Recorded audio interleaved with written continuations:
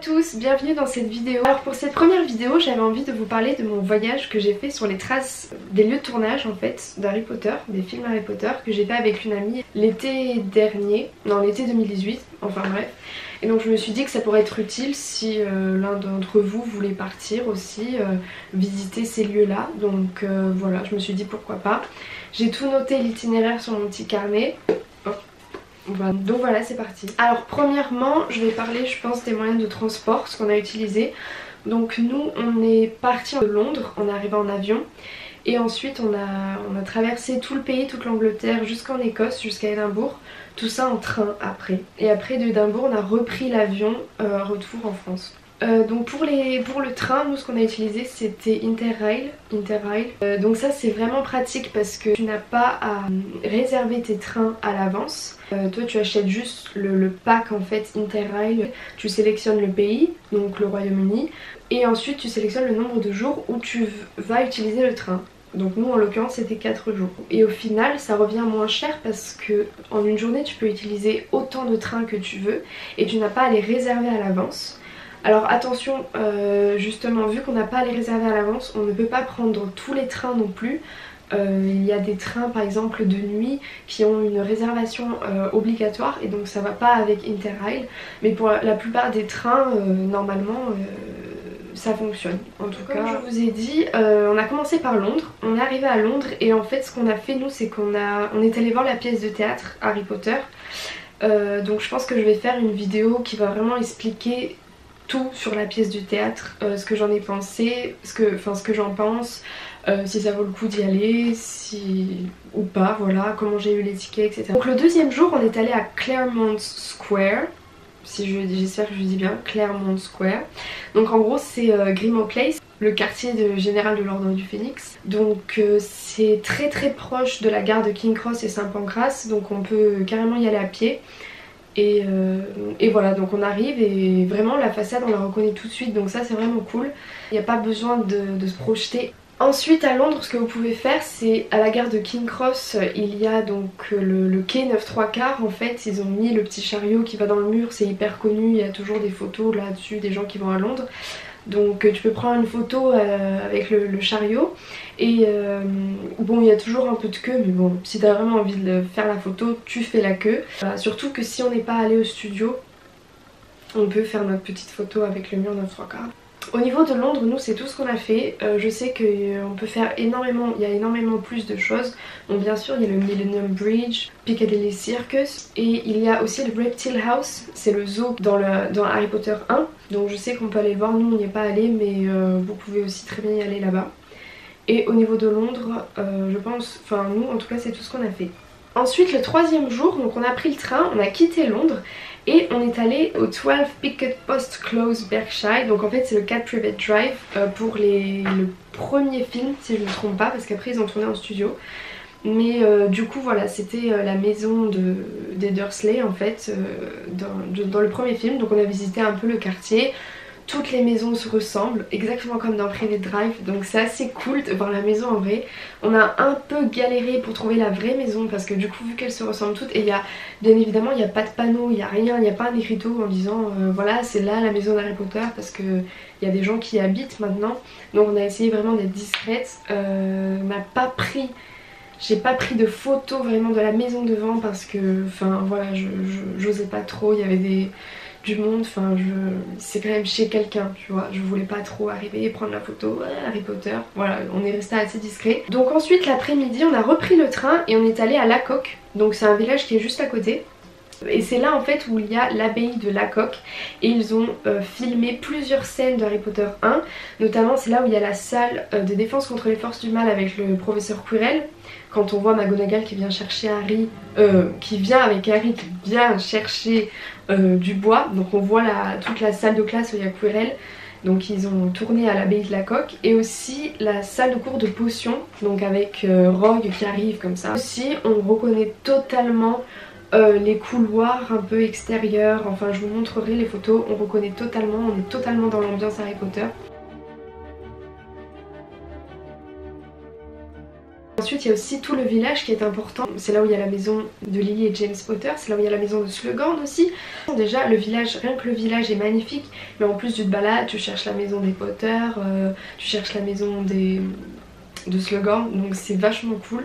Et le village est magnifique, donc ça vaut le détour. Ensuite le soir en fait on a pris le train et on est parti direction Oxford et on a dormi à Oxford. Donc le 4e jour, on devait visiter Oxford. Avec à Oxford, il y a énormément de lieux où ils ont tourné, notamment il y a la bibliothèque, l'infirmerie, il y a New College où ils ont filmé, vous savez, la scène d'Harry Potter 4 où Drago Malfoy, il est assis, là, perché sur son arbre et qu'il interpelle Harry. Enfin je sais pas si vous visualisez, mais enfin bref, c'est là où ils ont filmé cette scène. Malheureusement nous on y était, c'était le 14 juillet et en fait c'était le graduation day. Donc c'était le jour où en fait ils étaient diplômés.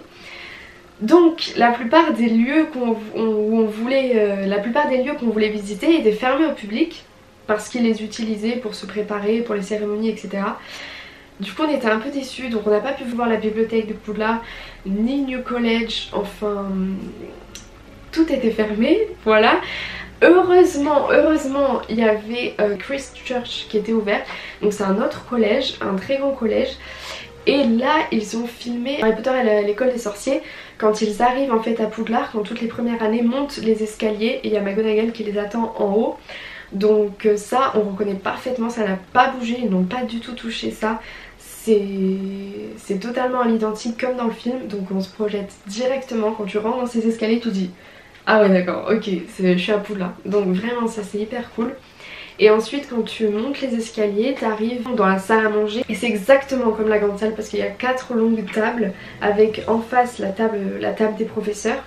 Donc on dit que c'est ce qui aurait inspiré J.K. Rowling pour la grande salle en fait. Et puis c'est magnifique, c'est extrêmement beau, c'est très beau. Donc jour 6, on est parti, on a quitté Oxford et on est monté dans le nord, on est allé à Whitby. Whitby c'est un village côtier très beau, assez petit, qui n'a rien à voir avec Harry Potter, mais en fait on a décidé d'aller dormir là-bas parce que déjà c'était magnifique, donc on voulait aller le voir. Et en plus il est juste à côté de Gotland, et donc Gotland c'est là où il y a la gare de Préolard, tout simplement. Voilà. En fait de Whitby il y a un bus qui nous emmène, c'est à peu près 20 minutes en bus et on arrive à Gotland, c'est un petit village, je sais même pas si on peut appeler ça un village, il y a 4-5 maisons. Et donc après on va à pied jusqu'à la gare de Gotland et pareil c'est magique. Tu arrives dans la gare et c'est Préolard, enfin il y a eu aucune modification, aucun changement. La seule chose qui sont rajoutées c'est Poudlard en arrière-plan, donc c'est vraiment magique. En plus nous on a eu la chance que quand on est arrivé il y avait un train qui ressemblait énormément au Poudlard Express, donc ça donnait encore plus cet effet magique, cet effet Poudlard. C'était j'étais là en fait, où est Hagrid? Il manquait Hagrid, c'est tout, parce que tout y était en fait, donc c'était super cool, ça vaut le détour. Ensuite le lendemain on a repris le train direction Alnmouth pour visiter le Alnwick Castle. Donc c'est dans ce château qu'ils ont tourné la plupart des scènes extérieures de Poudlard de Harry Potter 1. Donc quand on est arrivé à la gare de Alnmouth on a pris un bus qui nous a emmenés directement au château, donc c'était à peu près 20 minutes le trajet si je me souviens bien. Donc on a pu visiter l'extérieur, les jardins. On a tout de suite reconnu là où il y a eu la leçon de vol avec Madame Pippin, avec Neville et le balai, enfin Drago qui lance le rappel-tout, Harry qui lance le rappel-tout, pardon j'allais dire le vif d'or, pas du tout. Drago qui lance le rappel-tout, Harry qui le rattrape, McGonagall qui arrive, enfin on y est dedans, on est totalement dedans.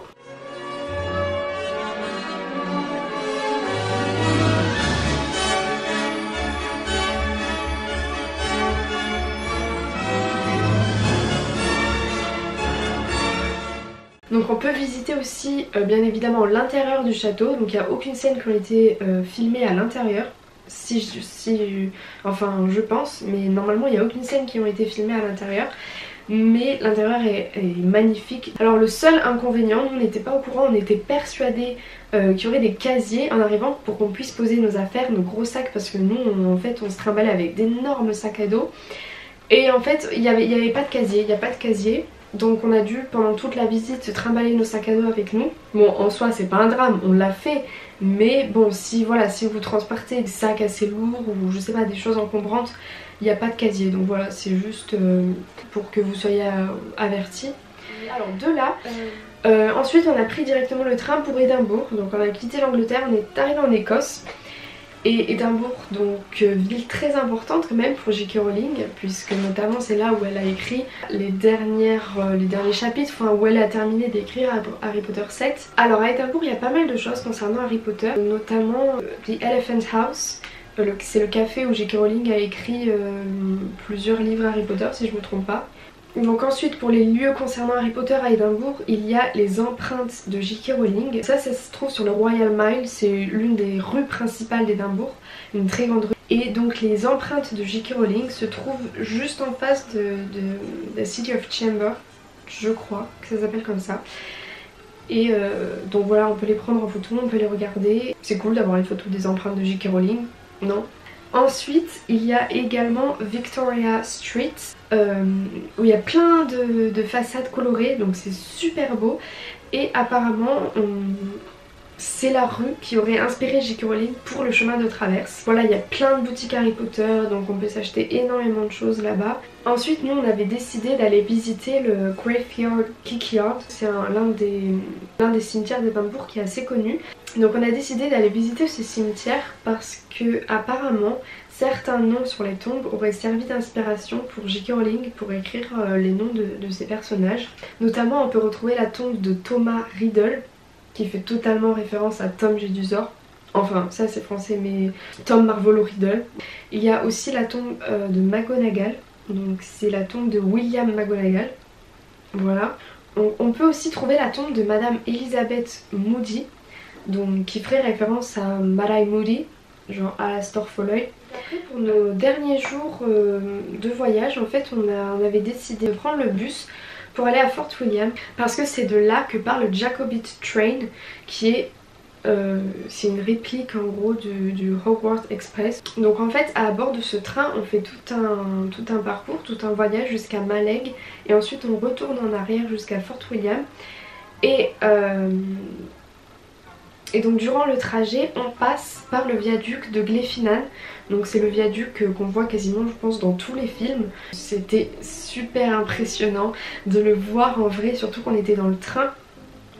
Alors à l'aller on n'a pas pu bien le voir, on était dans le sens inverse de la marche. Et ils font exprès qu'on puisse au moins le voir bien une fois à l'aller ou au retour. Et voilà, c'est super émouvant de voir ce viaduc qu'on connaît tous quoi. Et de se dire qu'on passe sur ce viaduc avec le train, je trouve ça juste génial. Alors après selon moi, maintenant que j'ai vécu l'expérience, je pense que si c'était à refaire, je referais pas la balade en train. Je pense que j'irai voir sur le quai avant que le train parte parce que c'est quand même impressionnant. On dirait le Poudlard Express, donc le voir partir c'est quand même quelque chose. Et en fait moi ce que j'aurais fait c'est qu'il existe des balades à pied et qui amènent jusqu'au viaduc en fait. Et donc tu fais une superbe promenade, hein. La nature en Écosse est juste magnifique. Et donc ça te permet de faire une balade, d'arriver au viaduc et selon après il faut regarder les horaires du train et quand tu te trouves en dessous du viaduc tu vois après le train qui passe et je pense que ça aussi ça doit être super impressionnant parce que t'es au pied du viaduc et tu vois, c'est comme si tu voyais le Poudlard Express qui passe, enfin c'est juste waouh quoi. Surtout qu'une fois qu'on est dans le train, c'est pas les compartiments comme dans le Poudlard Express, on était, donc c'était des tables en fait, on était 4. Donc voilà, je pense que je referai pas le train, mais l'expérience m'a quand même plu. Ça m'a quand même permis de voir le viaduc, mais je pense que j'aurais fait en faisant la balade, en promenant dans la campagne, d'arriver au pied du viaduc et de voir le train passer. Je pense que ça aussi c'est une très belle expérience. Et du coup on n'a pas acheté le billet de train qui est quand même relativement cher, donc on peut faire une économie là-dessus. Et je pense que c'est tout aussi beau, tout aussi impressionnant, même voire plus selon moi je pense. Donc voilà, ça c'était notre dernière étape. Après on est rentré à Édimbourg et de là on a pris l'avion pour rentrer en France. Et donc voilà, notre voyage en tout a duré 11 jours. Donc si pour moi je devais choisir le top 3 des choses à faire absolument quand on veut aller visiter les lieux de tournage Harry Potter, je pense qu'il faudrait aller à Oxford en essayant cette fois-ci de contrôler si c'est pas un jour de graduation pour que tous les lieux, tous les collèges soient ouverts. Le château Alnwick est également dans mon top 3, il est juste magnifique. Et ensuite mon dernier, je pense que ce serait Édimbourg aussi parce que c'est une ville magnifique. C'est la ville qui a inspiré quand même J.K. Rowling pour Harry Potter, pour le château, pour les ruelles, le chemin de traverse. Donc je trouve ça fascinant de voir là où l'idée est née en fait. Donc, après bien évidemment en Angleterre il y a d'autres choses qu'on aurait pu faire, notamment le manoir des Malfoy. C'est le Hardwick Hall. Donc en fait ils se sont inspirés de la façade pour faire le manoir des Malfoy. Et en fait après ils ont rajouté les petites tours pointues. Et après bon, l'intérieur du manoir ça a été fait au studio.